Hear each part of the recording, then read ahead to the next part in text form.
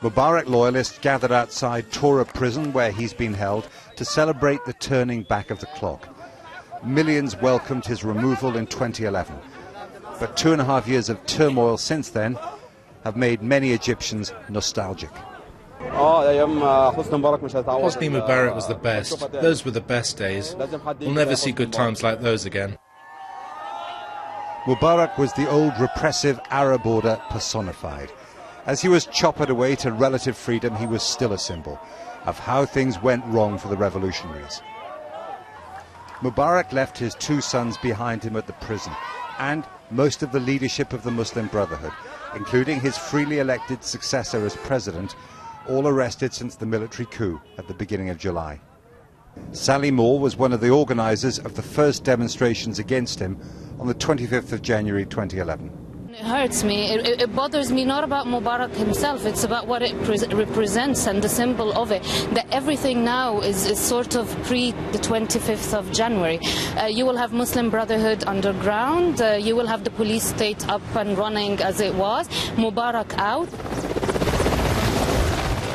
The former president was flown to a military hospital in Cairo. In a few days he's expected to go into house arrest at his lavish compound in the Red Sea resort of Sharm el-Sheikh. He seemed to be dressed for an easier life, all the way down to his white loafers. 2 years ago, only months after his removal from office, it was very different for the disgraced president. He was in the dock of a special court on trial for his life, desperately ill, according to his lawyers. Charges related to what happened here in Tahrir Square could still land Mubarak back in court. He's facing a retrial on charges of complicity in the deaths of protesters.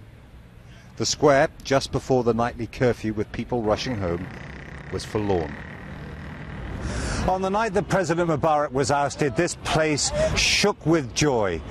Millions of Egyptians believed that they were going to get a new start, that they were going to build a new Egypt. That seems like a long while ago now, and for those same Egyptians, it is depressingly symbolic that at a time when Mubarak's security state seems to be reborn, the man who presided over it has now been released from prison. Close by, demonstrators lay in the gutter on a bridge over the Nile where anti-Mubarak protesters were killed, representing revolutionary martyrs. The fall of the old president, more than any other single event, kick-started the Arab uprisings. A demonstrator in a Mubarak mask raised a hollow laugh at what's become of them.